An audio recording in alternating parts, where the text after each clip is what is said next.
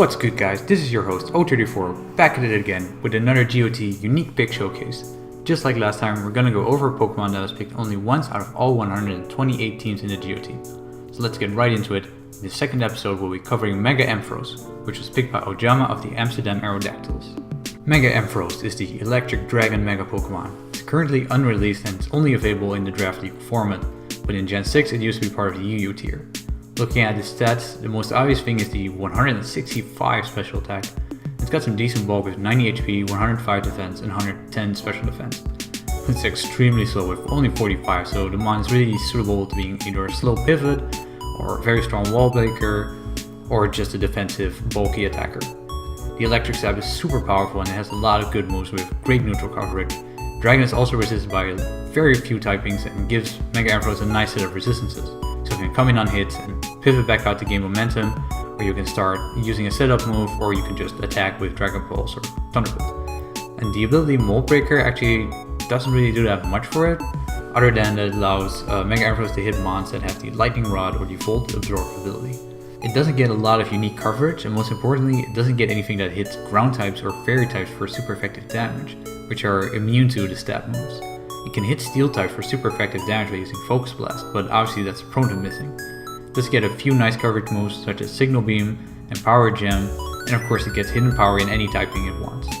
The value of Mega Ampharos becomes a little more clear when you look at the support and the setup options. Volt Switch is super obvious as it can make Ampharos into a slow pivot, and it can let you bring in your squishy mons really easily.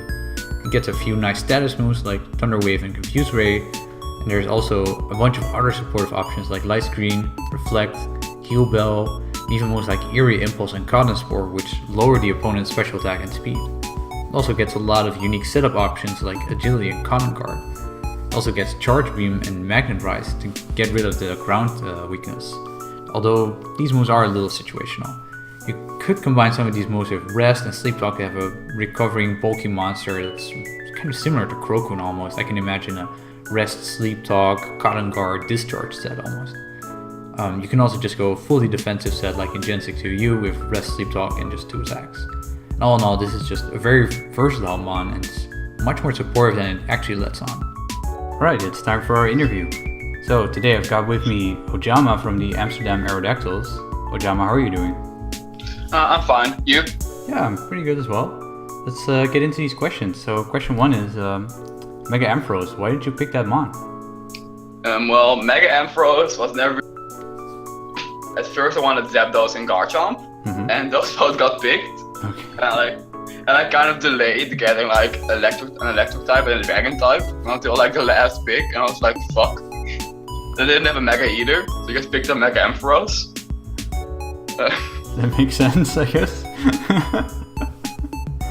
Alright. Yeah. Question 2. So, what are your expectations of this mon? Well, it has like an 165. So my hope was pretty much for it to blow things up, and its HP stat's pretty decent. So, like maybe take a hit, blow something up, or like some slow volt switches so I could get some momentum. Yeah, but my team's pretty slow, so running Agility on Mega Ampharos would probably still mean it gets outsped by most things in my opponent's team.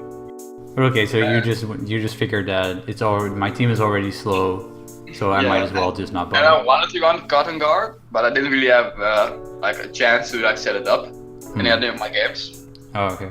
Did you actually run a Cotton Guard set at all, or? No, I ran an Electric Terrain against an Amoonguss, but it didn't work out. Ah.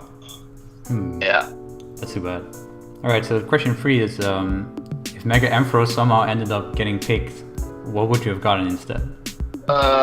Probably Mega Sceptile, but I hate Mega Sceptile. Mega Ampharos was like my 4th backup pick.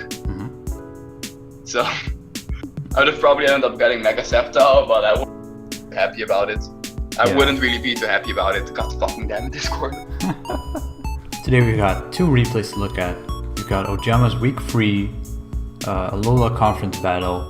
You can see here it's versus Aster J. And he's got a really amazing team actually, and you see the Mega Ampharos on Ojama's side right here. And unfortunately he has the 2 immunities for the Mega Ampharos, so let's just see what it's going to do. Alright, we're at turn 11. the Crocodile comes in from Ojama's side against the Tornadoes from Aster. It dies to the spikes and the stealth rocks.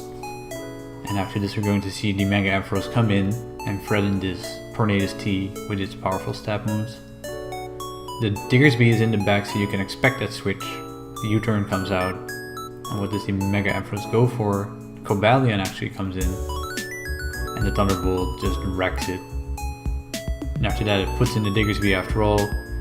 And just switches it back out to the Roselia. So we're looking at turn 19 right now. Ojama only has 2 Pokemon left. The Scizor is asleep. The Tyranitar comes in and kills the Scizor. The Mega Ampharos comes in for the last time. Let's see if it can do anything here, if it has enough choice moves to get rid of all of Aster's mons. I don't think so. The Crunch just comes out, and yeah, that's where Ampharos' low speed comes into play, where it just gets outsped by even a slow mon such as Tyranitar. We got a second replay this time around. Ojama versus Survive, week 4 of the little conference.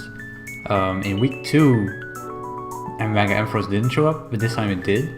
And I'm not sure if it can do that much work here. Obviously the Crobat and Starmie are weak to it, but they outspeeded with so much that I wonder what kind of set the Mega Ampharos is going to bring to do work in this matchup, because it looks difficult. The Mega Ampharos actually comes in on the Starmie, eating this Ice Beam. It's not Mega Evolved yet, so it doesn't take as much damage. And he switches it back out, scared of, like, I guess a Volt Switch or another type of move. And obviously the Volt Switch comes out. That's a decent amount of damage to the Hydreigon. That's a resisted hit, so it would have done like more than 50 off a regular Volt Switch. It's crazy if it wasn't resisted. A little while later, he actually uses U-turn from Scizor to put it back in against the Crobat, so it's really there for the Starmie and the Crobat.